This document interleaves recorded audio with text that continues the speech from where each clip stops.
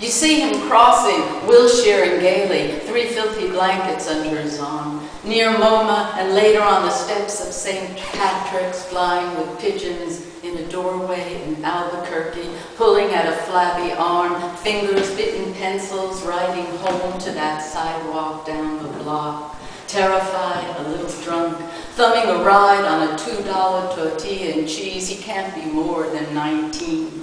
You rummage through your purse, not looking, telling yourself this is how to behave so as not to make him ashamed. Watching her at the supermarket in Vegas, next to the pork chop special, your brown paper bags too heavy to lift, not as heavy as a dead body though. In the bus in Atlanta, close enough to trace the lattice work on his bulbous nose. This is the closest you've ever been to any of them. Hanging in the trees in New Orleans, leaning against a metal fence in Chicago. In Hackensack, you're driving down the street and see a sign, I need a room. You circle back 3 blocks and tell your kid to give the man $5. She comes back, says, he blesses us and tells us Jesus saves. You look away ashamed. You're home.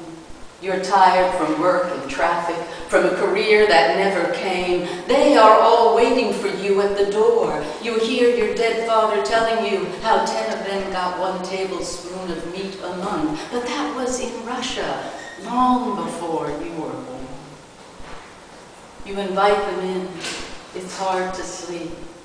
Somehow you feel safer with them. They have a way with the dark, you explain to yourself. They pile their Bibles, stack their yo-yos, balls of string, forks, broken plates, buttons, rhinestone rings, Inquirer and Life magazines, porcelain salt and pepper dog and cat shakers, watches, empty or half-filled bottles of scotch and shampoo, and take turns singing you to sleep. In the dream, the children cough up blood sausages. You run to get them water. They're so grateful that their little hearts melt into one gigantic disfigurement. And when you try to pull their hearts apart, each child starts screaming, but you insist, no, no, each of you deserves his or her own very own heart. They keep screaming. You wake. Your nightgown soaked, hiked above your knees. It's cold, you're exposed, and they're gone.